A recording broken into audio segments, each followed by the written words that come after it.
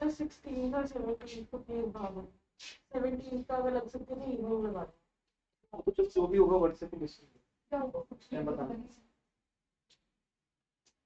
WhatsApp पे करेंगे discuss. चलिए भी स्टार्ट करते हैं यहाँ से एवरीवन।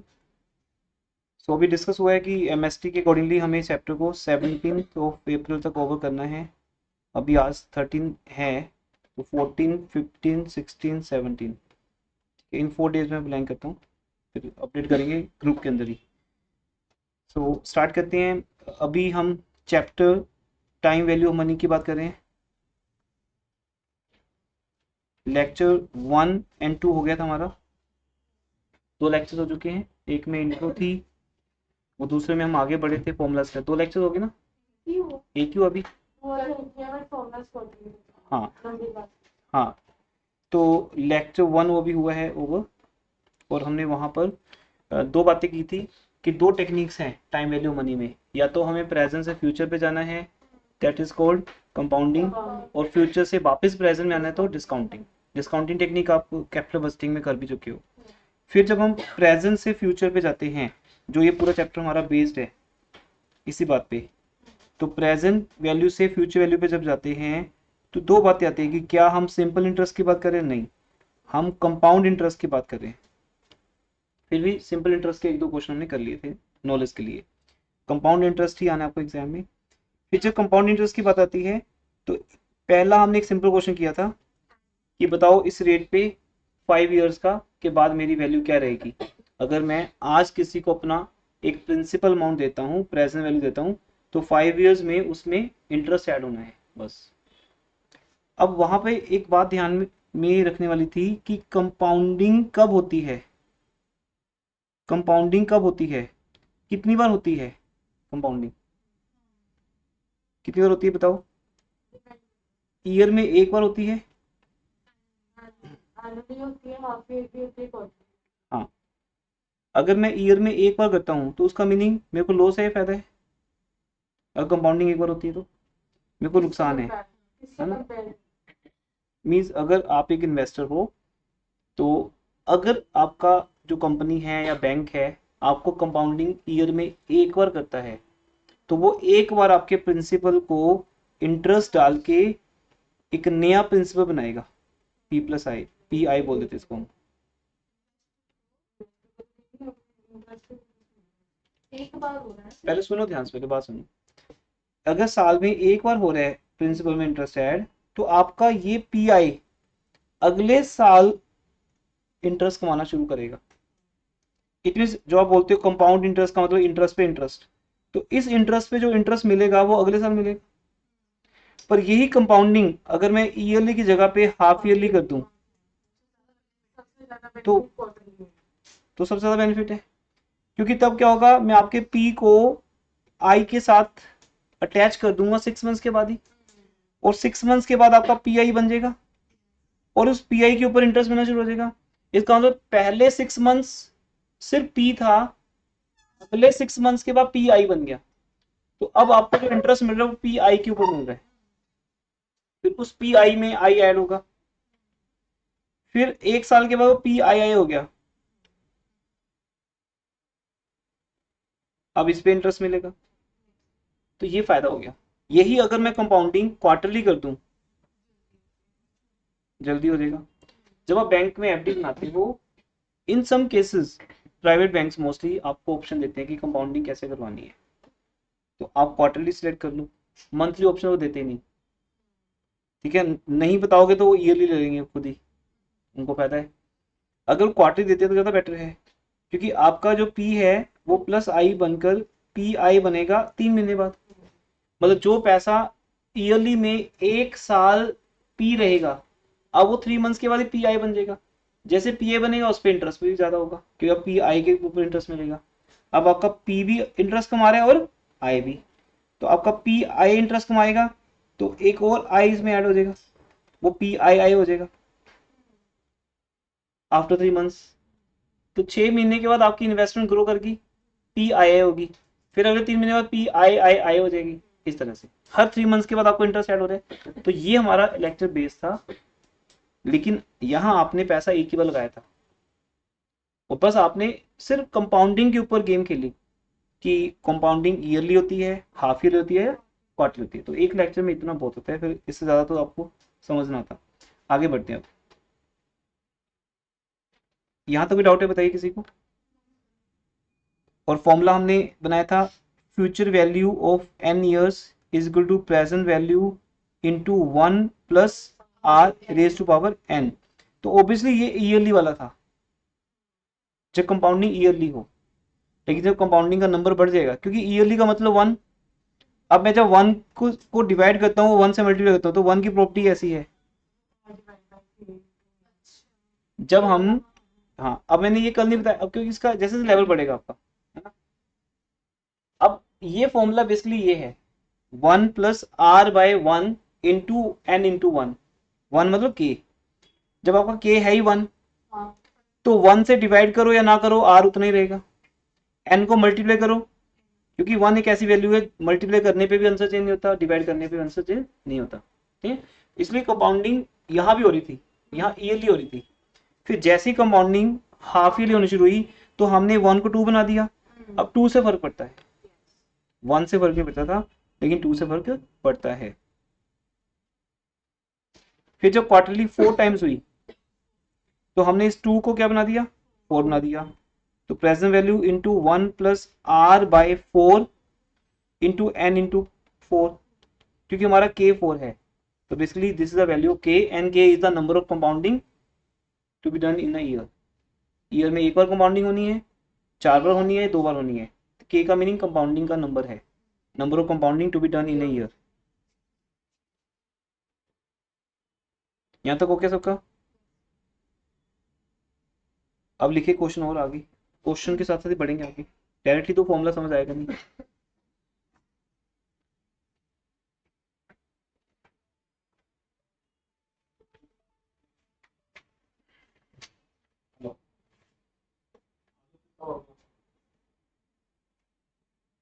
अच्छा ठीक है,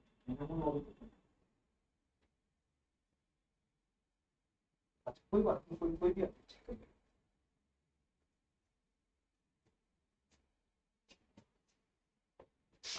कोई नहीं, कोई बात नहीं, कोई कलर नहीं कर रहा है। आप लिखिए।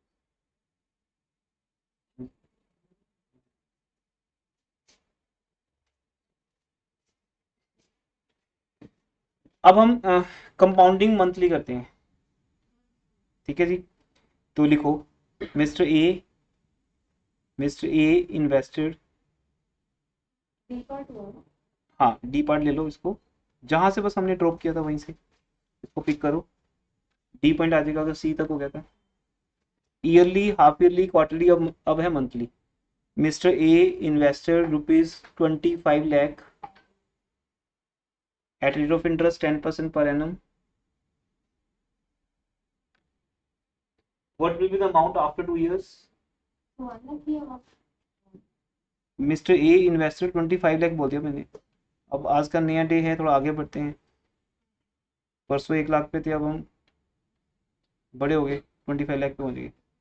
Mister A invested ₹25 lakh, rate of interest 10% per annum.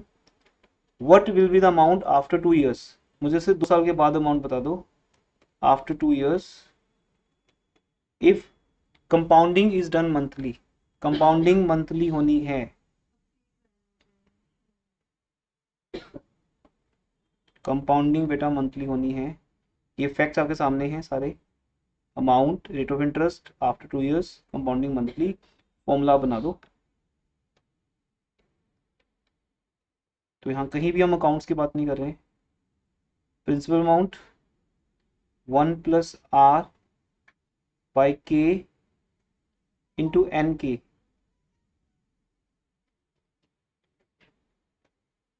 अच्छा एक चीज और गिवन है, लिखो लिखो, गिवन दैट, फिर आपको कैलकुलेट नहीं करना पड़ेगा। गिवन दैट 1.008333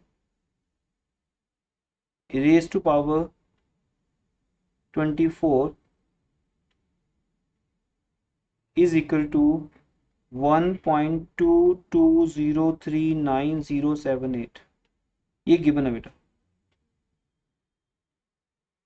अब आपको कैलकुलेट चलाने की जरूरत नहीं पड़ेगी क्योंकि मैंने वो वैल्यू आपको दे दी जो आपको चाहिए थी।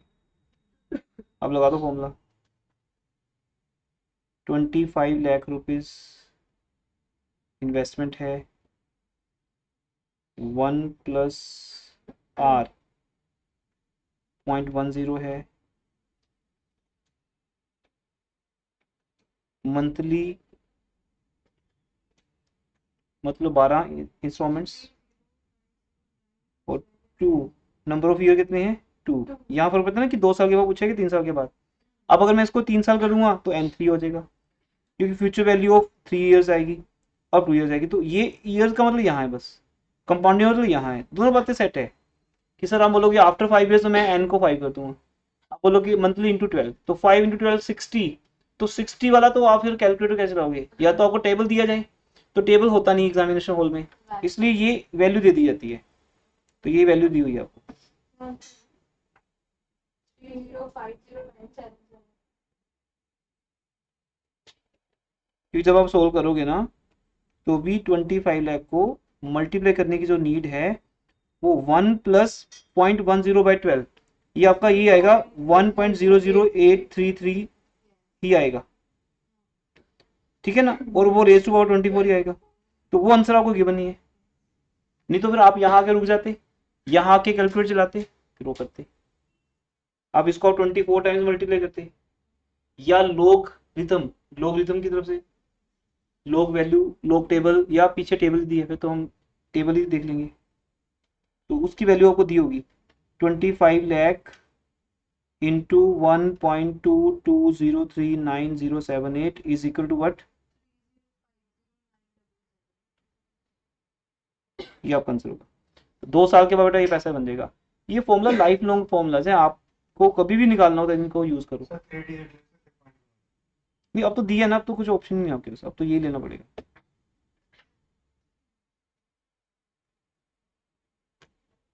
अगर नहीं दिया था फिर 3D से ले लेते, कोई दिक्कत नहीं। ये तो खुद ही कैलकुलेट करते हैं, जो करते हैं खुद ही कर डालते हैं, जो आता है फिर वही लेते हैं। क्लियर है, चलें आगे।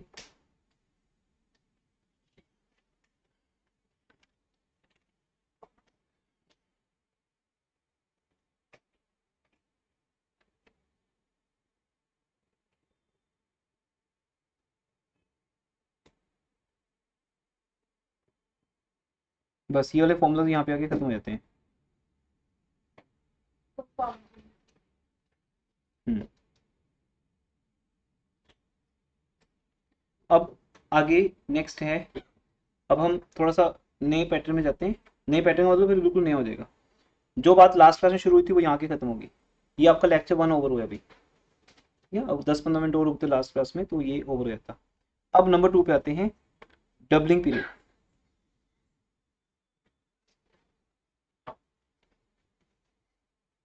डबलिंग पीरियड ये फॉर्मूला हमें फिक्स दिया होता है।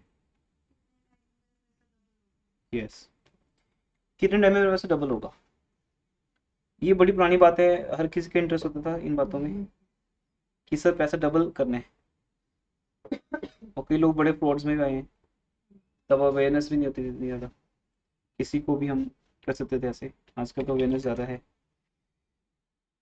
गूगल पे लिख के देख लेते हैं कि वो कंपनी है या नहीं है, ये पॉइंट है या नहीं।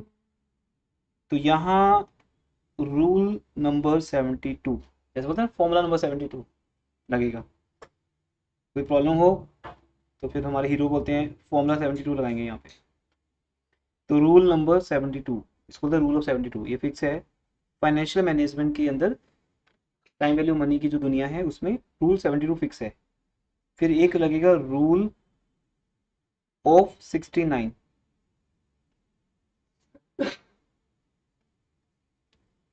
तो पहले लिखते हैं हम ऐसे बस फॉर्मूलाज ही हैं। रूल ऑफ 72 क्या है,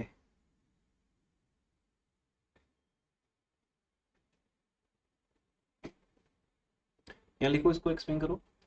by just dividing 72 by the annual rate of interest, by just dividing 72 with या by किससे करेंगे divide?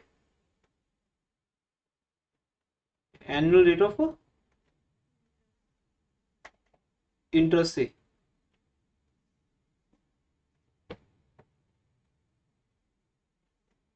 An investor can get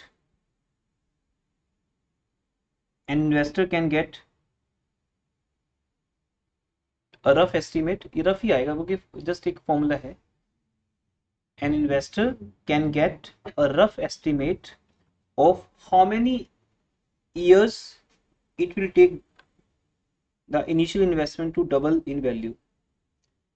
बात समझ आ गई?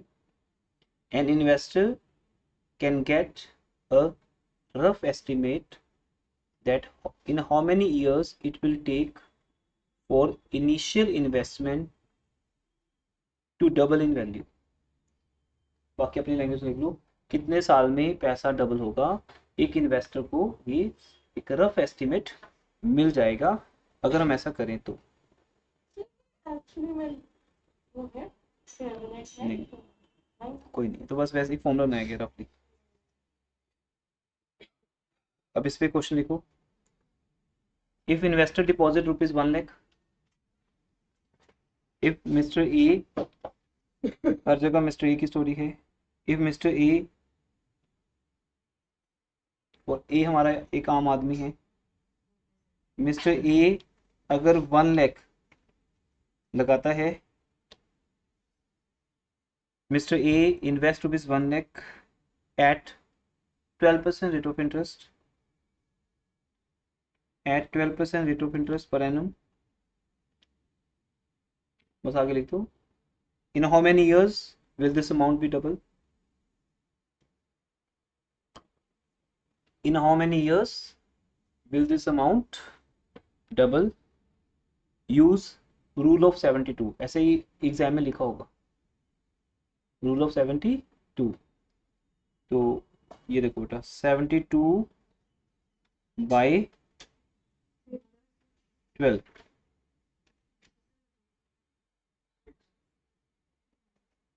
बोलो कि तेरा पैसा 6 साल में डबल हो जाएगा। ये जो पखंडी बाबा लोग नहीं होते ये उनका फॉर्मूला बनाया हुआ है। बस बोलते हैं बच्चा तेरा पैसा 6 साल में डबल हो जाएगा, बाबा ने बोल दिया तो बोल दिया, तो 6 साल में, बस उसको लगता है 6 साल में डबल ही हो जाएगा। तो ये फॉर्मूला वो है कि 72 को रेट ऑफ इंटरेस्ट से डिवाइड करो। अब रेट ऑफ इंटरेस्ट अगर 10 है तो 72 को 10 से डिवाइड कर लो, 72 को 10 से कर लो डिवाइड, तो 7 समथिंग लगेंगे, 7 साल। और कम में रेट ऑफ इंटरेस्ट अगर 6 है वो बोलेंगे अभी अच्छे दिन दूर हैं, तेरे पैसा डबल होने में 12 साल लगेंगे। जो करंटली 4% 18 साल लग हाँ 18 साल लग जाएंगे। और कहीं ना कहीं ये रियलिटी भी आप करके देखोगे तो ऐसे ही होगा। आप 4% पे कंपाउंडिंग करो, 18 साल लग जाएंगे पैसा डबल होने में। अब रफ है कि 16 भी लग सकते हैं, 19 भी लग सकते हैं। एक रफ रफ बहुत होता है ना कि सर बता तो दो एटलीस्ट 15 साल, तो 15 साल में 16 भी हो सकते हैं, 14 भी हो सकते हैं। एक रफ आइडिया मिल गया, ठीक है ना, कि कब। दूसरा रूल लिखो,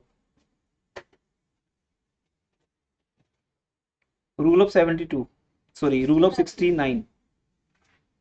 सेकंड पॉइंट, रूल ऑफ 69। इसका एक्सर सेम है, बस वही सेम, इसमें भी किसी को एक आइडिया लग जाता है। ठीक है, तो ये फर्क है। वर्क अभी मिलेगा आपको। लिखो डबलिंग पीरियड हमें निकालना है। हाँ जी, डबलिंग पीरियड होता है ना, वो एक्सपर्ट जब नहीं आता है तो वो अपना फॉर्मूला बना देते हैं, ये होता है बस। उसने बोला कि 0.35 तो मिनिमम रहेगा। फिर जो रेट ऑफ इंटरेस्ट है उसको 69 से डिवाइड कर लो, ये फॉर्मूला बन गया। 0.35 तो मिनिमम उन्होंने ले लिया। रेट ऑफ इंटरेस्ट है। हाँ अब देखो ना, एक मिनट, वही क्वेश्चन दोबारा कर रहे हैं। रेट ऑफ इंटरेस्ट क्या था हमारा 12 था। क्वेश्चन सेम लिख दो जी, क्वेश्चन सेम, टाइम नहीं है हमारे पास और लिखने का। पहले 72 को 6, पहले आपने 72 को 12 से डिवाइड किया था तो डबलिंग पीरियड 6 आ गया था। अब आपको 69 को 12 से डिवाइड करना है, लेकिन 0.35 एक्स्ट्रा ऐड कर देना है। तो 16/12 कितना होता है? तो मतलब थोड़ा सा टाइम ज़्यादा लगेगा। 30.35 का मतलब एक साल का 35% पार्ट। 0.35 प्लस कितना है 5, तो आपका 6.1। मतलब एक मार्जिन ले लिया उसने बस अपना 0.35। 0.35। हाँ, कहते 3-4 महीने एक्स्ट्रा लग जाते हैं सीधे। तो 5.75 ईयर्स की जगह पे उसने बोल दी कि 35% होगा 1 ईयर एक्स्ट्रा ऐड कर, 3 महीने एक्स्ट्रा लेके चलो, 3 से 4 महीने एक्स्ट्रा लेके चलो। 0.35% है ना ये। 0.35 का मीनिंग क्या है? 0.35 का मीनिंग है 35%। 35% ऑफ व्हाट? वो 12 महीने या 1 ईयर। तो मतलब जितना टाइम आपको लगना चाहिए, अदरवाइज आप आंसर क्या बोलते? 5 ईयर समथिंग। अब हम 6 ईयर समथिंग बोलते। तो पहले 5.75 लग रहे थे आम लैंग्वेज में, अब 6 साल लग रहे हैं। तो 0.35 एक मार्जिन टाइम है, दिस नॉट द परसेंटेज और anything, it is a margin time जो किसने ऐड किया। बात तो वही होगी ना। अब आप देखो इसको 72 से डिवाइड करो, 6 आ गया, तो अभी वही आया, वही तो चीजें। जब नया बंदा आया उसने क्या किया, रूल 72 को बना दिया रूल 69, 3 कम किए, इधर 0.35 ऐड कर दिया, नया फॉर्मूला बन गया बस, और कुछ भी नहीं, और कुछ भी नहीं किया उसने। देखा जाए तो सेम ही तो है, उसके आसपास आंसर आ रहे हैं। रूल 72 के मुताबिक 6 साल में पैसा डबल होगा, रूल 69 बनाने में कहता नहीं मेरे हिसाब से 6.1 होगा। फर्क कितना पड़ना है 0.1 से, 1 महीना 2 दिन, 1 महीना लगेगा एक्स्ट्रा, या थोड़ा सा टाइम एक्स्ट्रा लगेगा बस। तो यहाँ रिस्क कवर कर लिया गया कि अगर मेरी बात 6 साल सच नहीं हुई तो अगले 1 महीने पक्का हो जाएगी। 1 महीने का मार्जिन दे दिया उसको, ये कई बार नेक्स्ट मंथ बात बन जाती है। हाँ जी, ठीक है जी, चलें आगे।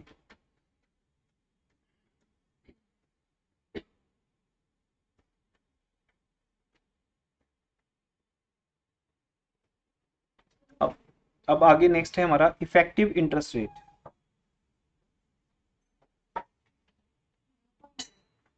हाँ, ऐसे चलते रहेंगे बस, छोटे छोटे।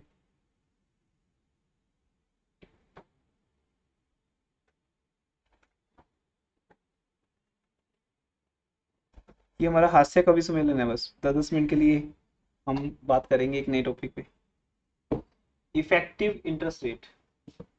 अब कहते हैं आप हमें रेट ऑफ इंटरेस्ट नहीं बताओ, हम आपको निकालना सिखा देते हैं कि रेट ऑफ इंटरेस्ट क्या रहेगा। वो सिंपल बात है बेटा, जो फॉर्मूला था उसमें से 1 माइनस कर दो। 1 क्या था आपका लगाया हुआ प्रिंसिपल? अगर मैं बोलूँ कि 1 लाख लगाकर 1,10,000 कमा लिया मैंने, तो बताओ इंटरेस्ट कितना है? तो 10,000 कैसे आएगा जब 1,10,000 में से 1 लाख माइनस करोगे? मतलब आपकी जो प्रेजेंट वैल्यू अगर तो माइनस कर दो, प्रेजेंट वैल्यू को 1 बोलते हैं।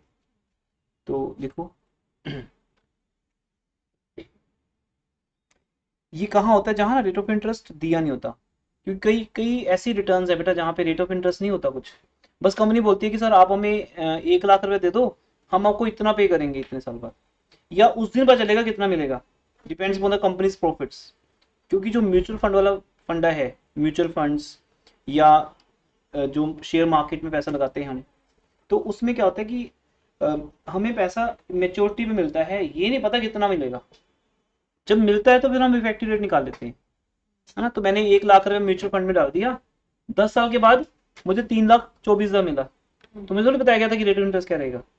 वो लिख के देते नहीं कुछ, बोलते हो सकता है आपका डूब ही जाए पैसा, जीरो ही हो जाए, ये लेके चलो 1 लाख छोड़ दो, भूल जाओ उस 1 लाख को, फिर वो ग्रो करेगा। तो आपको कितना मिलेगा जब मिलेगा उस टाइम देख लेना कि रेट ऑफ इंटरेस्ट क्या पड़ा। तो ऐसे क्वेश्चन में रेट ऑफ इंटरेस्ट फिक्स नहीं होता, ये एफडी नहीं है कि वो पहले से बता के चलेंगे, ठीक है, यहाँ रिस्क होता है आपका। तो इसको इफेक्टिव इंटरेस्ट रेट, इसको शॉर्ट फॉर्म में EIR भी बोलते हैं। बैंकिंग दुनिया के जो लोग होते हैं उनको पता है EIR क्या होता है, बैंक्स में फेमस है EIR। एक ROI एक EIR, इसकी बात होती रहती है, रिटर्न ऑन इन्वेस्टमेंट या EIR, ठीक है जी। सो EIR का फॉर्मूला क्या होगा, देखिए 1 plus rate over K into K -1।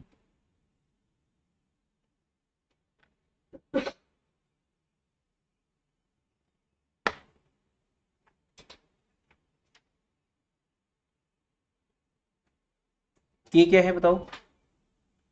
Compound number of times the compounding is done, simple. R क्या है? Rate of interest. अब इस पे क्वेश्चन लिखो।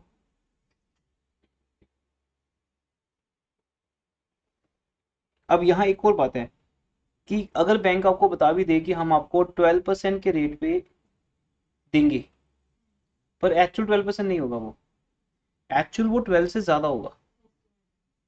एस्टिमेट भी नहीं, 12% एक रेट है जबकि आपकी इन्वेस्टमेंट तो कंपाउंडिंग पे कमाएगी। जब आपको इंटरेस्ट पे भी इंटरेस्ट मिलेगा तो रेट 12 नहीं रहता ना, नेट रेट। अब इफेक्टिव का मीनिंग ये है कि आपको अगर रेट बता भी दिया जाए तो भी फाइनली आपको बाद में समझ आएगा कि आपको एक्चुअल कितना मिला। एक्चुअल आपको ज्यादा मिलेगा क्योंकि 12% के हिसाब से जब उन्होंने ऐड किया। आ जाओ।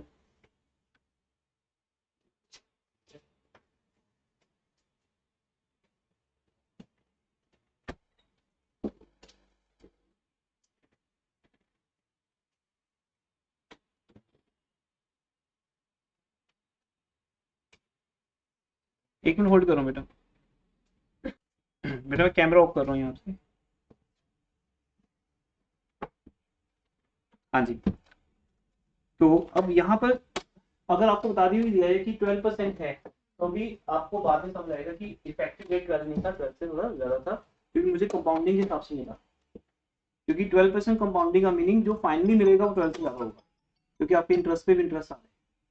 कैसे जो बोलेगा? Already rate of interest given होगा वो कंपाउंडिंग करके ही मतलब नहीं तो वो समझ आएगा भी आपको। देखो पहले अगर मान लो रेट ऑफ इंटरेस्ट 12% की बात कर रहा हूँ मैं, ठीक है, और कंपाउंडिंग हम अज्यूम कर लेते हैं हाफ ईयरली, ठीक है, कंपाउंडिंग हाफ ईयरली है तो साल में कंपाउंडिंग 2 बार होती है, रेज टू पावर 2 होती है, -1 होती है। करके देखो कितना सा है। ये 12.36% बन जाएगा। 12.36% बन जाएगा।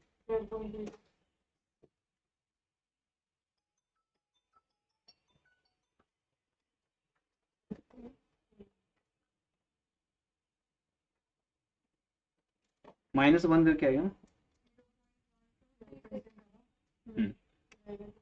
0.1236 डायरेक्ट जोड़।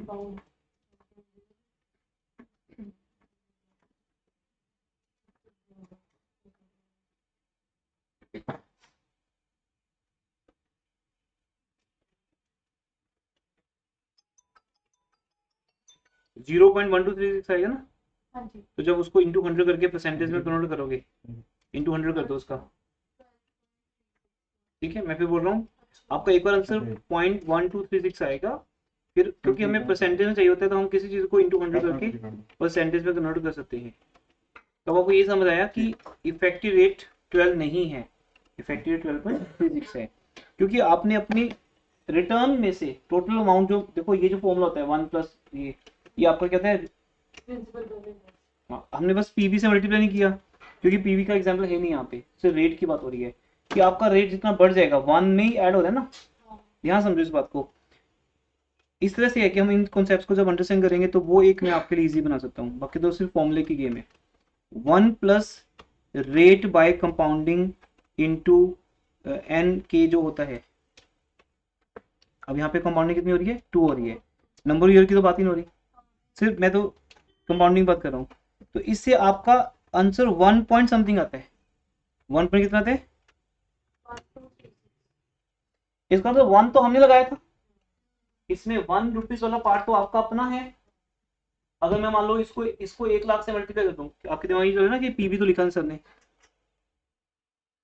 वो तो फिर अमाउंट है ना, इसको 1 लाख से मल्टीप्लाई कर दो तो वो 1,12,336 बन जाएगा। बात तो वो नहीं हो रही कि 1 लाख लगाया कि 2 लाख लगाया। आप मान लो 1 रुपया लगाया, मान लो मैंने 1 रुपया लगाया, क्योंकि हमेशा जब हम सिर्फ एक फॉर्मूले की बात करते हैं तो हम मानते हैं 1 रुपया लगाया तो इंटू 1 रुपया हो गया। तो हमारा 1 रुपया 12 पैसे बन गया। तो बात क्या हो रही है यहाँ पे कि जब 1 रुपया ग्रो करने के बाद 1 रुपया 12 पैसे बन जाता है तो आपको ये समझ आता है कि 1 अगर माइनस कर दो तो 12 पैसे यहाँ आपको मिल रहे हैं। तो ये तो 12 पैसे पूरा हो गया और आपको थोड़ा सा एक्स्ट्रा भी मिल रहा है, वो कंपाउंडिंग के कारण है। अगर ईयर में कंपाउंडिंग 2 बार होगी, अब ईयर में कंपाउंडिंग 1 बार करो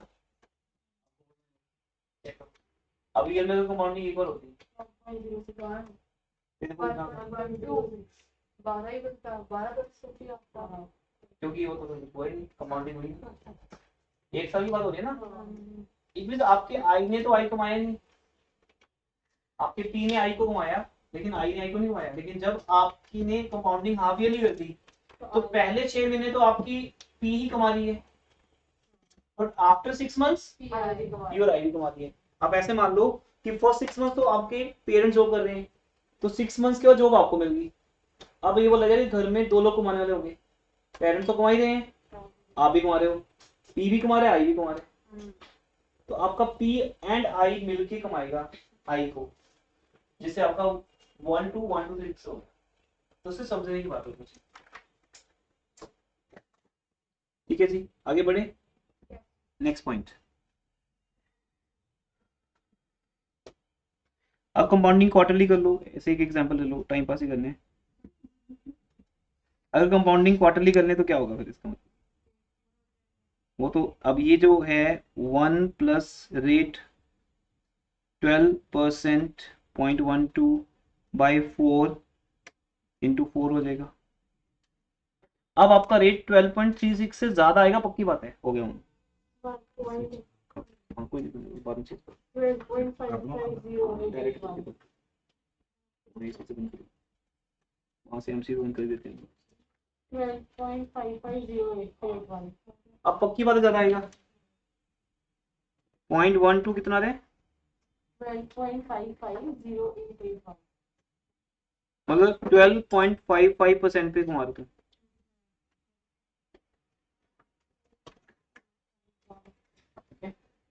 हाँ 0.12 है। क्योंकि अच्छा क्वार्टरली ज्यादा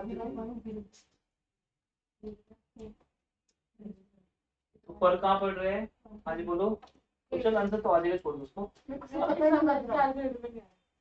0.12 को 4 से डिवाइड करो, फिर प्लस 1 करो, फिर जो सा है उसको 4 बार मल्टीप्लाई करो। कंपाउंडिंग 1.0 चल करो तो। into 1.0 into 1.0 ज्यादा इसी चीज को मल्टीप्लाई बेस तो कॉल कर जाएगा। कोई नहीं, चेक कर लो फिर बताना।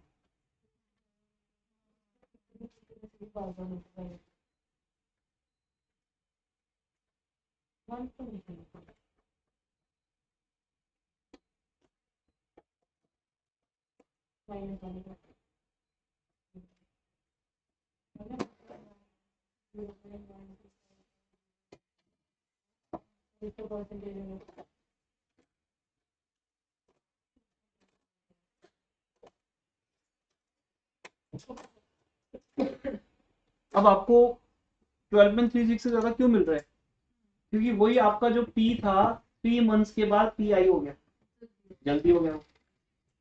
अब यही अगर आपको जॉब 3 मंथ्स के बाद मिल जाए तो आप अपने पेरेंट्स को सपोर्ट करने वाले बन जाओगे 3 मंथ्स के बाद ही। अब 2 लोग कमाने वाले होंगे घर में, पी प्लस आई, तो पी प्लस आई चलता है, तो इसलिए ज्यादा आया। तो ये है एक इफेक्टिव रेट निकालने का तरीका। कि अगर आपको बोला जाए कि इफेक्टिव रेट ऑफ इंटरेस्ट कैसे आएगा, तो रेट ऑफ इंटरेस्ट तो 12% है, बट वो 12% एनुअल है, समझो ध्यान से। ये 12% पर एनम, अब आपकी बात कौन सा दे रहा हूँ, ये 12% पर एनम है। पर या तो कंपाउंडिंग 12% 1 साल के बाद ही ऐड करो, फिर तो 12% ही है, अगले साल के बाद उसका मीनिंग चेंज होगा। लेकिन अगर आपकी कंपाउंडिंग ईयर में 2 बार हो रही है, 4 बार हो रही है, तो आपका 12% तो 12% ही है, बट वो अगले अमाउंट पे लगेगा जो ज्यादा आएगी, पी प्लस आई होके आएगी। तो पहला 12% लगेगा अकेले पी पे, 3 मंथ्स के बाद फिर वो 12% लगेगा पी आई पे, फिर 3 मंथ्स के बाद जो 12% लगेगा वो पी आई आई पे लगेगा। फिर अब कई लोग फैमिली में 4 लोग होते हैं, चारों ही कमाते होते हैं, उनका फाइनेंशियल स्टेटस हमेशा बढ़िया रहता है, कोई दिक्कत नहीं आती। मतलब 4 लोग, और कई तो इतने लकी होते हैं, चारों लोग गवर्नमेंट जॉब करते हैं बढ़िया वाली, तो चारों की सैलरी है, फिर दिक्कत ही नहीं। तो वो चारों लोग कमाने वाले हैं, तो आप देखोगे वहां सब कुछ है उनके पास, कोई प्रॉब्लम नहीं उनको। ठीक है जी। 12.55 ये भी पर एनम ही हुआ ना, जब इफेक्टिव इंटरेस्ट था तो ये भी एनुअली पे। हाँ, है तो पर एनम ही है ना ये रेट, 12% पर एनम था, लेकिन हमने कंपाउंडिंग करके बढ़ा लिया। इसलिए ना बैंक आपको हमेशा बोलता है, तब हमें उसकी बात समझ नहीं आ पाती क्योंकि हमने कॉमर्स में ऐसा कुछ किया नहीं था उससे। जब बैंक को बोलते हैं कि सर वैसे हम आपको एफडी पे इंटरेस्ट दे रहे हैं 6%, बट आपको कहीं ना कहीं जाके ये 6.5 मिल जाएगा, तो आप बोलते हो बस ठीक है जितना भी है, क्योंकि सबको बात समझ नहीं आती। एक इन्वेस्टर होता है जी पता नहीं जी मेरे पास तो 10 लाख पड़ा था मैंने दे दिया आपको, आप संभाल के रखना और मेरा एफडी में डाल दो, 6 मिले 6.5 मिले मेरे को फायदा ही है। तो बैंक बोलते हैं आपको ज़्यादा ही मिलेगा, तो वो क्या ऐड कर देते हैं, कंपाउंडिंग के हिसाब से बढ़ा देते हैं उसको, क्योंकि रेट ऑफ इंटरेस्ट वो चेंज नहीं कर सकते, पर कंपाउंडिंग अगर क्वार्टरली कर दें मंथली कर दें तो आपको इफेक्टिव रेट ज़्यादा मिलेगा। तो ये दो छोटी छोटी चीज़ें थी, डबलिंग पीरियड, कि डबलिंग पीरियड 6 ईयर्स होगा या कितना होगा, वो रूल 72 एंड 69, ये इफेक्टिव रेट था। आगे बढ़ते हैं।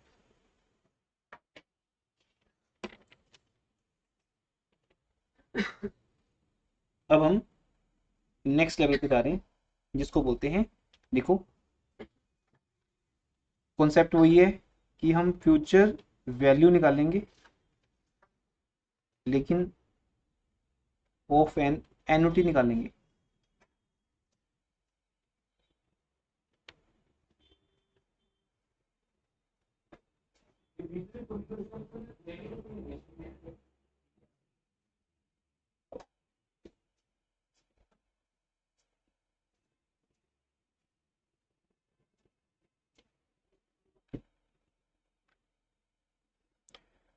हाँ जी, future value of an annuity.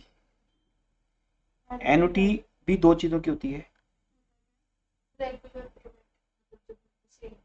But, yeah. Mutual fund. Regular investment. देखो अभी हम बात क्या कर रहे थे, अभी हम वो बात कर रहे थे जो नॉर्मली एफडी के लिए अप्लाई होती है, बस कि जब हम एफडी बनाते हैं क्या करते हैं, हम क्या बैंक को हर साल पैसे देते हैं, नहीं, हम बस 1 लाख देके भूल जाते हैं, फिर ग्रो होता रहता है। बट एक इन्वेस्टमेंट प्लान होता है कि सर ऐसा नहीं, आपको हर साल 1 लाख देना है। जितने भी म्यूचुअल फंड्स के प्लान्स हैं, आप किसी सेविंग प्लान देखोगे RDO. तो सारे सारे, हाँ आरडी जैसे होते हैं, वो बोलते हैं सर ऐसा आपको एक इंस्टॉलमेंट फिक्स करनी है, आपकी कैपेसिटी क्या है, आप अपनी सेविंग में से कितना निकाल सकते हो। तो मैंने बोला मैं अपने पूरे साल की इनकम में से 1 लाख निकाल सकता हूँ इजिली। तो कहते ठीक है सर, इस 1 लाख को हमें देते रहो हर साल, तो 15 साल के बाद या 20 साल के बाद आपको 1 करोड़ मिल जाएगा, 1 करोड़। क्योंकि वो मार्केट में रेट ऑफ इंटरेस्ट जो चल रहा है उसको लेते हैं कि आज के रेट में 12% चल रहा है या 14% चल रहा है। प्राइवेट कंपनीज के ये फंड वैल्यूज होती हैं। तो आप अब 1 लाख रुपया हर साल दोगे। दूसरा पॉइंट, कुछ प्लान ऐसे होते हैं वो बोलते हैं कि जितना देते रहना, कोई बात नहीं, कभी 40,000 दे दिया, कभी 50, कभी 60, कभी 80। तो रेगुलर इन्वेस्टमेंट में दो तरह की इन्वेस्टमेंट मानी जाती है, लिखो अब,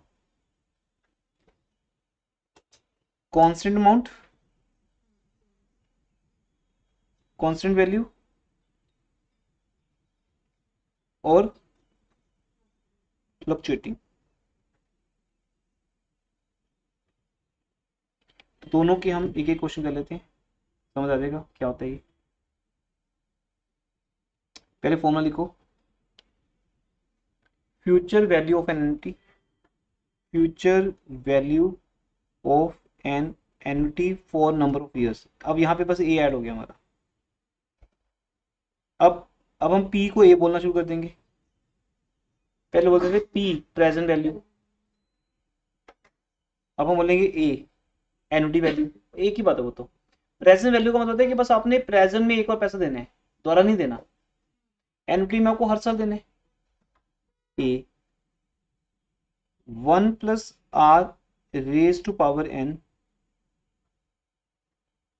-1 डिवाइड बाय r।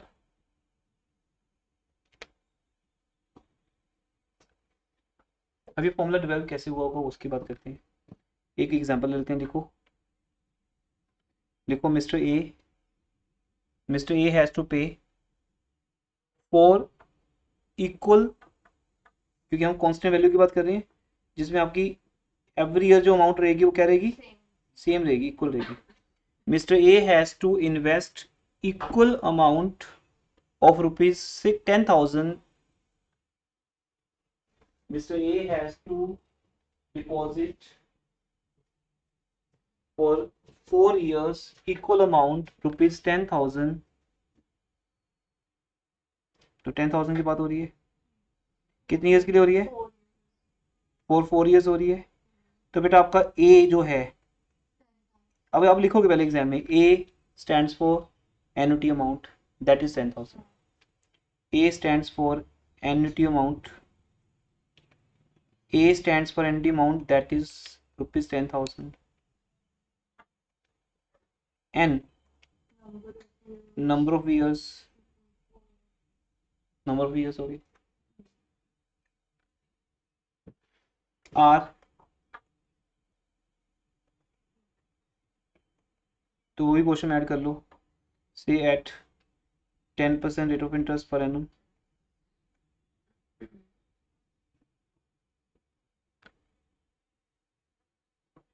ठीक है। अब पहले इसका आंसर निकालते हैं, फिर मैं उसके एनालिसिस भी करके दिखाऊंगा आपको कि वो फॉर्मूला बना कैसे होगा। हाँ जी, तो लिख लिया सबने। तो future value of an annuity of 4 years is equal to annuity value 4,000, 1 plus rate of interest 10%, 0.10। 10,000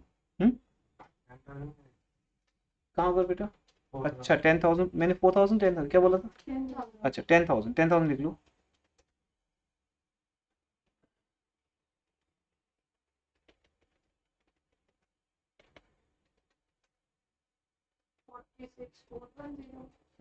सब भी करें,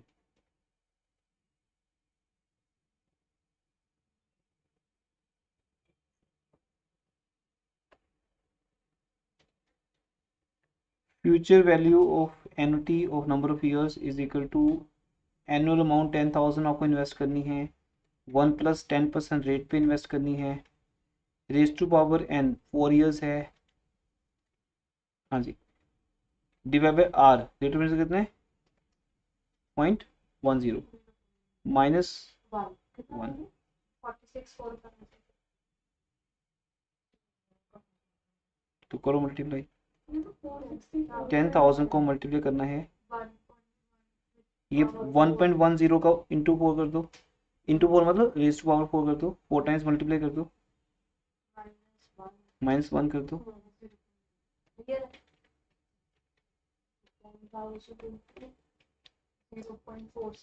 अब कितना गया 1.10 का इंटू -1 divided by 0.1 multiply करके 46,420। ठीक है। ये फॉर्मूला एक कॉम्बिनेशन है हमारी ट्रेडिशनल कैलकुलेशन का, एक्सपर्ट्स ने ये बना दिया, बस याद करना पड़ेगा आपको, लेकिन अब इसको समझना है हमने कि कैसे बना है। तो बेटा अब यहाँ लो 10,000, ठीक है, 10,000 पे जब 10,000 लगाओगे तो पहली बार 10,000 at the end of year लगाए या बिगनिंग लगाए, मैंने वो तो बताया नहीं, तो लिखो ये eight the end of year लगाए थे हमने हर साल, स्टार्टिंग में तो पैसा होता नहीं कभी किसी के पास, ईयर के एंड पे हमने जो मेरा प्रॉफिट है उसमें से निकालू ना मैंने, लिख लो कि जो 10,000 लगाना है वो eight the end of year लगाना है, ये 10,000 मैंने eight the end of year लगाए, इसका मीनिंग ये जो 10,000 हैं वो 3 साल ग्रो करेंगे, क्योंकि टोटल फंडा 4 साल का है। देखो 1 2 3 4, जब मैं फर्स्ट ईयर के एंड पे 4,000 लगाऊंगा तो पहले साल का इंटरेस्ट मिलेगा नहीं, वो तो मैं या तो मैं बिगनिंग में दूं, जब मैं अब इसके बाद नेक्स्ट फॉर्मूला आएगा बिगनिंग वाला भी आएगा, वो अलग थोड़ा सा हो जाएगा, जब मैं बिगनिंग में लगाऊंगा तो उसमें एक और ऐड हो जाएगा, बस 1 साल का इंटरेस्ट और ऐड हो जाएगा, यहाँ 1 साल का इंटरेस्ट गया ना आपका, क्योंकि आपने किसी को बोला कि मैं 4 साल के लिए इन्वेस्टमेंट करने जा रहा हूँ लेकिन मैं तेरे को पहले साल के एंड पे मिलूंगा, बोलेगा भाई फायदा क्या, वो तो निकल ही गया। अगर कोई स्टूडेंट मुझे फोन करे कि सर मुझे आपसे +1 में ज्वाइन करना है आपको, मैं बस आता हूँ +1 के एंड पे, तो +1 की तो कोई फीस होगी नहीं उसकी तो मैं उससे +1 में तो कोई फीस अर्न कर ही नहीं पाया ना, क्योंकि वो +1 के एंड पे आया। अब +1 के एंड पे आने का मतलब वो +2 के लिए आ रहे हैं, उसका फोन आया था सिर्फ मैंने +1 में आने, आ ही नहीं पाया, घर से निकल ही नहीं पाया वो, तो पहुंचते पहुंचते ईयर का एंड आ गया, कहता सर अब नाउ आई एम देयर, अब मैं आपके सामने हूँ तो क्या करूँ, 1 साल के बाद आए हो तो पूरा 1 साल का सिलेबस तो खत्म। अब यहाँ कुछ नहीं हो सकता, हम फीस भी चार्ज नहीं कर सकते कुछ आपसे। तो आप आए एंड पे हो, तो अब आप मेरे पास अगले 3 साल रहोगे, तो 3 साल तक ग्रो करोगे आप।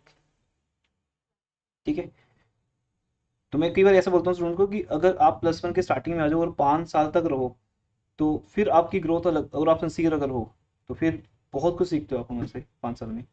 तो ये 4,000 जो है वो 3 साल ही ग्रो करेंगे ना, बस, और तो नहीं कर सकते। फिर जो सेकेंड ईयर के एंड पे आएगा 10,000, जो सेकेंड ईयर के एंड पे आएगा 10,000, वो सिर्फ 2 साल ही करेगा अगले, क्योंकि आए एंड पे। तो सर सीधी एग्जाम्पल है स्टूडेंट्स की। एक स्टूडेंट +1 के एंड पे आया, चलो फिर भी उसने +2 में कुछ सीख लिया होगा, पर एक स्टूडेंट आई +2 के एंड पे, मतलब बीकॉम फर्स्ट ईयर में आया, तो वो अगले 2 साल सीखेगा, मतलब 4 साल की गेम है। अब जो थर्ड ईयर के एंड पे आएगा, एक साल। तो उसको मैं सिर्फ 1 साल ही दे सकता हूँ, वो गुरु। अब जो फोर्थ ईयर के एंड पे आ रहा है, तब तो बीकॉम खत्म होगी। अब तुम आई बीकॉम के एंड पे हो तो क्या सिखाएं। तो ये फोर्थ ईयर के एंड है, मतलब आपकी 4 साल की अगर कॉमर्स होती, अभी तो कॉमर्स 5 साल की है, तो 5 साल सीखने वाले होते हैं, जहाँ हम अपनी पूरी +1 +2 ज़्यादा इंपॉर्टेंट ईयर्स है हमारे, जहाँ ज़्यादा बेसिक्स की बात होती है। बीकॉम में फिर एडवांस चलते हैं हर चीज़। तो ये ग्रो करने का तरीका है। तो आपकी जो 10,000 की फंड वैल्यू है बेटा, उस पे पहले वाली जो फंड वैल्यू, क्योंकि तुम एनुटी मतलब सब, एनुटी मतलब हर साल लगा रहे हो, जो पहले साल के एंड पे 10,000 लगाए, उस पर रेट ऑफ इंटरेस्ट 10% था, तो उसको 110% निकालते जाओ हर साल। नहीं तो फिर बहुत लॉन्ग पड़ेगा ना अगर हम 10% ऐड करें। और देखो सोचो, अगर 10,000 में 10% ऐड करो तो क्या बन गए, 11,000 बन गए। फिर 11,000 में 10% ऐड करो तो वो 12,100 बन गए। तो वही हो रहा है ना ये। फिर उसका 110% निकाल लो। ये फंडा तो पता है ना, जब किसी भी वैल्यू का 10% ऐड करना हो, ये आपको शुरू से सिखा रहा है कोई भी टीचर, कि या आप खुद भी समझते हो कि जब किसी भी वैल्यू में 10% ऐड करना हो, तो 10% ऐड करने की बजाय उसका 110% निकाल लो। जैसे आप 10,000 में 10% ऐड करो, पहले 10% निकाल लो, फिर वो 1,000 आएगा, फिर उसको ऐड करो, फिर 11,000 आएगा। ठीक है, ये बच्चों वाला काम है। मैं आपको सीधा बता दूंगा 10,000 का 110% करके। आता है कि नहीं आपको ये चीज़, ऐसे ही करते रहे हो बीकॉम में। ठीक है, ये कर दे। तो अब यहाँ पर आपका ये कितना बन गया जल्दी बताओ।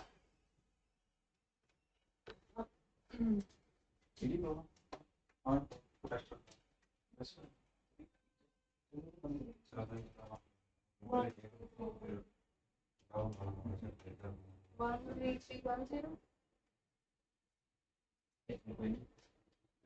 कितना आ गया, 13310। 13310। ठीक है, अब दूसरा पॉइंट लेते हैं। अब जो दूसरे 10,000 लगाओगे आप, ये तो 10,000 ने ग्रो कर लिया 3 साल। स्टूडेंट का एग्जाम्पल याद है ना, कि जो पहले साल के एंड पे आया उसको 3 साल ग्रो करने को मिल गए। अब जो दूसरा स्टूडेंट है वो आया ही सेकेंड ईयर के एंड पे, उसका जो 10,000 ग्रो करेगा वो तो 2 ही बार करेगा, 2 ही बार करेगा। तो इसको इंटू 110/100 करो, फिर जो आंसर आया उसको 110/100 करो, कितना आया। अब जो तीसरा स्टूडेंट आया वो और महान है, और लेट आया। 11 साल। अब जो थर्ड 10,000 आए, ठीक है, वो थर्ड ईयर के एंड पे आए, वो तो 1 साल ही आए हमारे पास, वो 110% कर दो उसका, 11,000 होंगे, निकालने की जरूरत ही नहीं।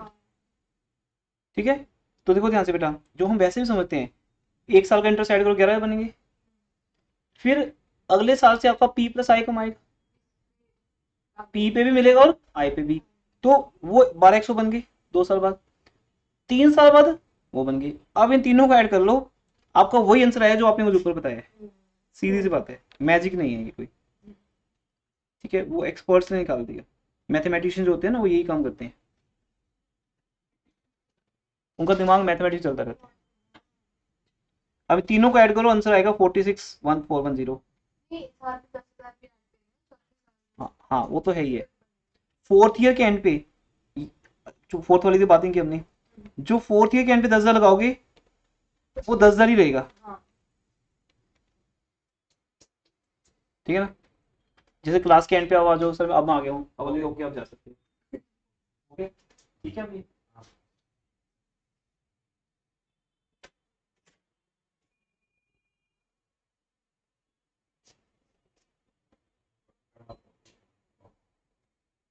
रिमोट की रेंज भी नहीं है आपसे, ये सेल तो नहीं करती।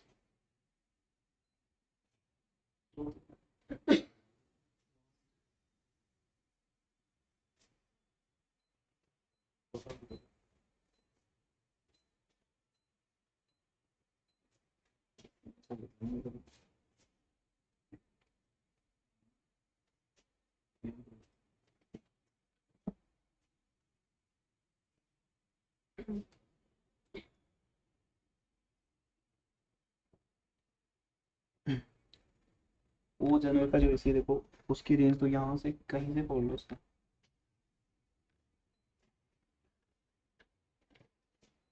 यहाँ से भी बढ़िया इसकी रेंज। नॉर्मली तो पूरे रूम में होती है, खराब हो गई।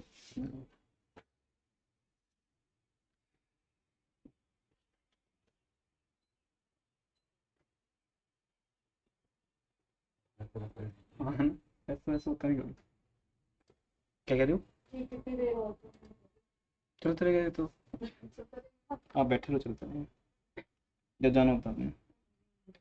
हाँ जी, अब देखो तो हमने क्या किया, जो फोर्थ टाइम हमारा 10,000 था, उसने कुछ नहीं कमाया क्योंकि उसको कमाने के लिए कोई था ही नहीं, तो 10 से 10 देगा। तो अगर हम ये चार values this this this this add करेंगे, दैट विल इक्वल टू 47। तो एग्जाम में आप ये भी पैटर्न फॉलो कर सकते हो।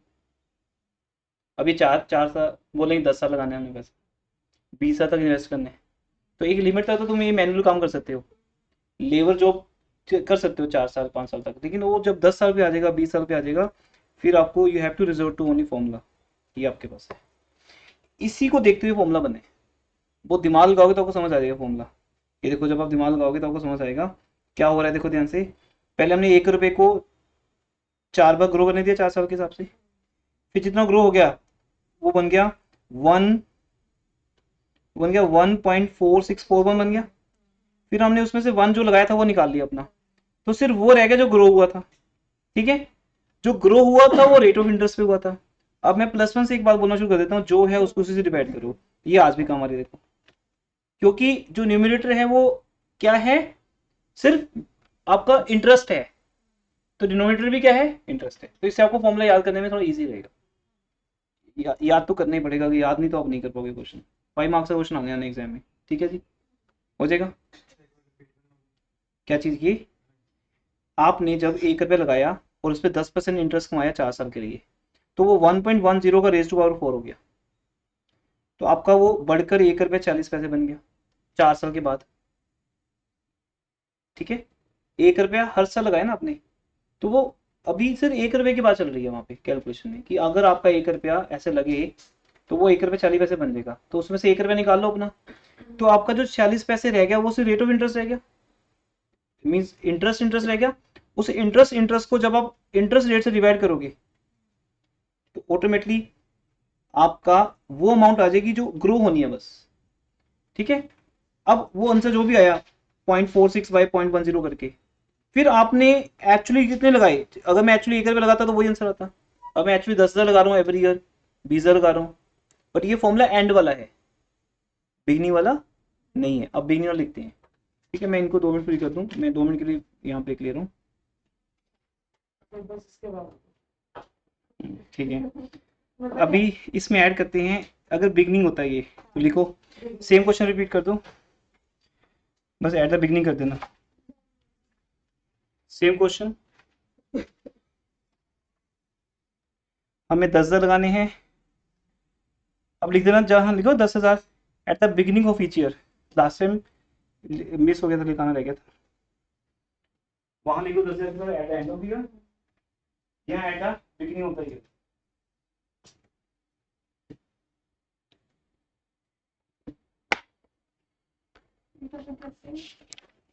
बाकी सब सेम रहेगा।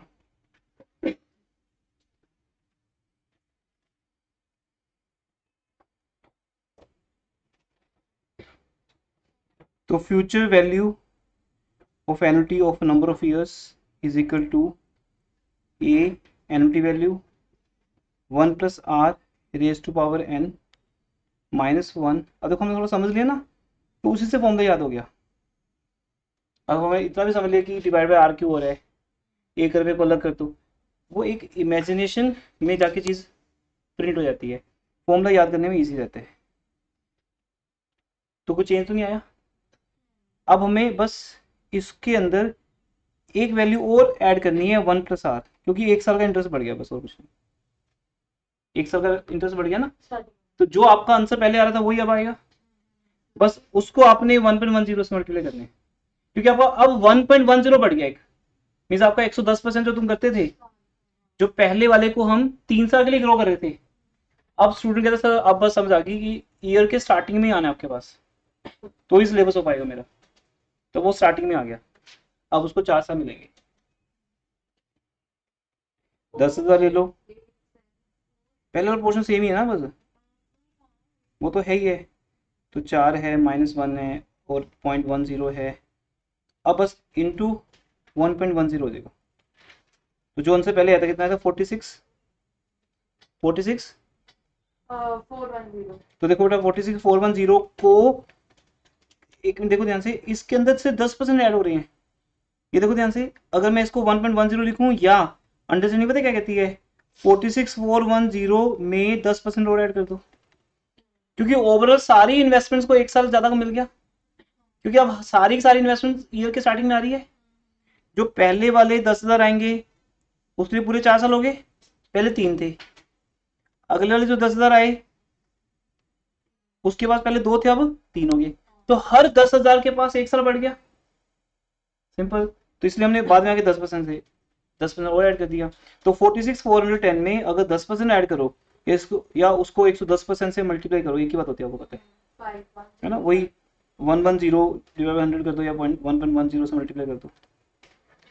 तो अब ये कितना आंसर आया, 51,051। अब आप करके देख लो, आंसर सेम आएगा।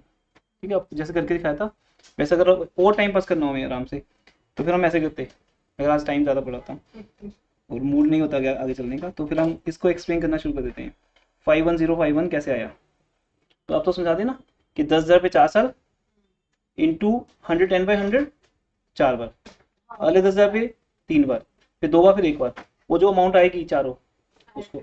अब लास्ट वाले को चांस मिल रहा है, ये जो लास्ट वाले को चांस मिल रहा है वही तो बात है ना, 110% हो गया, अब वो इंटरेस्ट हमारा बढ़ गया, तभी वो इंटरेस्ट टोटल में बढ़ गया। ठीक है, अब लिखिए नो यूनिफॉर्म, क्योंकि कॉन्सेप्ट को कंप्लीट करना है ना हमें, नहीं लिखो लिखो, अभी कांस्टेंट प्राइस नहीं है, सॉरी कांस्टेंट अमाउंट नहीं है, फ्लक्चुएटिंग है, तो लिखो future value of annuity, future value of a annuity with non uniform series, fluctuating या non uniform amount in different amount, वो तो जितनी बार लिखेंगे उतनी बार नए वर्ड्स निकलेंगे। ठीक है, नॉन यूनिफॉर्म फ्लक्चुएटिंग, हर बार अमाउंट अलग होगी।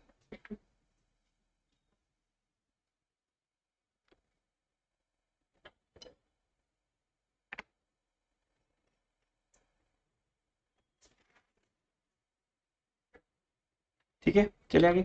अब इसमें एग्जांपल लिखो, मिस्टर ए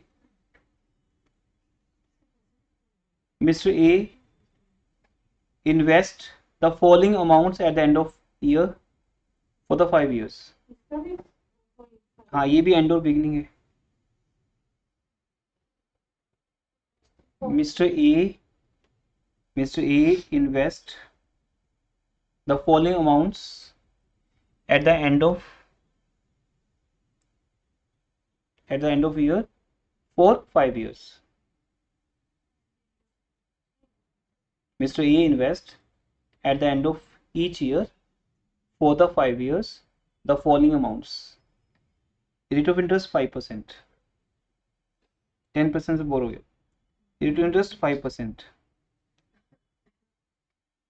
अमाउंट लिखो नंबर 1, जो आपका दिल करता लिखते हो, कहाँ से 1,000 से शुरू कर लो, पहले साल 1,000 लगाया eight the end of first year, फिर 2,000 लगाए eight the end of second year, फिर 3,000 लगाए eight the end of third year, फिर 4,000 लगाए फोर्थ ईयर के एंड पे, अगर और इसको तो 10 साल कर लो, 10 साल तक पैसा लगाते रहेंगे, 5,000 लगाए eight the end of 5th year, तो आंसर कैसे आएगा?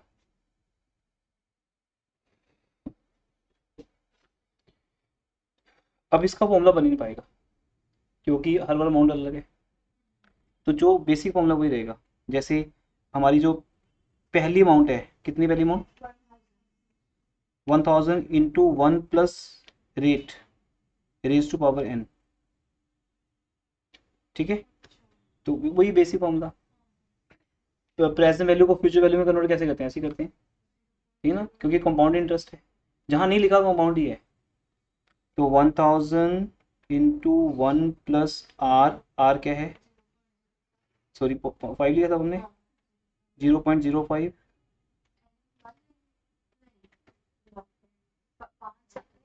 4 years से दिखा रहा है। 0.05। अब ये एंड ऑफ ईयर है। हाँ अब अगर ये 1000 हमने eight the end of year लगाए तो ये 4 साल तक कमाएंगे, जबकि लेमन तरीका तो है ही हमारे पास। लेमन तरीका क्या बेटा? अब आप आंसर निकाल लो, अब मैं दूसरे तरीके से निकालता हूँ। 1000 into 105/100, 105/100, 105/100, 105, 1 to 1, 1 to 1 5.5066 1 to 1 6 1 to 1 6 कर लो, इसका आंसर भी 1 to 1 6 ही आएगा, ठीक है ना। लेकिन जब आपको पता है 1 plus are raise to power n का फॉर्मूला इतना इजी वाला फॉर्मूला आता है, तो हम इसमें क्यों जाएं? आगे कर लोगे? एक ही समझ देता हूँ। अगले 2000 क्या करेंगे बेटा? 1 प्लस, ये प्लस था माइनस लिखा गया था, 1 प्लस 0.05 रेज टू पावर 3, क्योंकि अगले जो 2000 लगे, हाँ जी, जो अगले 2000 लगे वो सेकंड ईयर के एंड पे लगे, उस पर अगले 3 साल मिलेगा, तो रेज टू 3 एक आंसर आ जाएगा। ठीक है, आप कर लेना, कोई बात नहीं, आगे बढ़ते हैं। इस चीज़ को अगर मैं बिगनिंग कर देता, फिर यहाँ पे आके कॉन्सेप्ट ओवर हो जाएगा जो आज हमने स्टार्ट किया है। हाँ जी, अगर ये बिगनिंग होता तो क्या होता? तो ये तब तो फॉर्मूला नहीं, तब अगर मैं एंड की जगह पे बिगनिंग कर देता, देखो ध्यान से, क्या देखो, तो क्या होता? पहले 1000 पे 1 प्लस 0.05 रेज टू पावर 5 हो जाता। बस आपने पहले साल के बिगनिंग में ही पैसा दे दिया, तो उस साल का इंटरेस्ट भी मिलेगा। सिंपल है। आप +1 के पहले दिन आ रहे हो ट्यूशन पे, तो +1 की फीस लगेगी पूरी, +1 के एंड पे आओगे तो नहीं लगेगी, सीधा +2 की लगेगी, बीकॉम की लगेगी। Simple example. बस यहाँ पे हमारा ये लेक्चर ओवर होता है। आज हमने 3 चीजें सीखी बेटा, कौन कौन सी? वो तो चलो लास्ट क्लास का ही था। Monthly doubling period, effective interest rate EIR, और अगर हम अब एक बार पैसा नहीं लगाते, बार बार लगाते हैं एन्युटी, उसमें 2 बातें, सेम वैल्यू लगाते हैं हर बार या अलग लगाते हैं, उसमें फिर 2 बातें, बिगनिंग लगाते हैं या एंड लगाते हैं। ठीक है, फॉर्मूला ओवरऑल हमने यही सीखा उसमें। जब बार बार अमाउंट लगाएंगे फिर हमें ये तरीका लेना पड़ेगा निकालने के लिए। बाकी कोई फॉर्मूला हो सकता है बुक में दिया भी हो, वो देखना पड़ेगा, अगर दिया है तो वो याद करेंगे।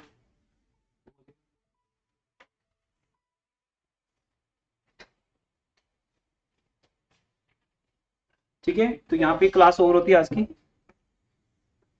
Anything else? रिकॉर्डिंग बंद कर दूं?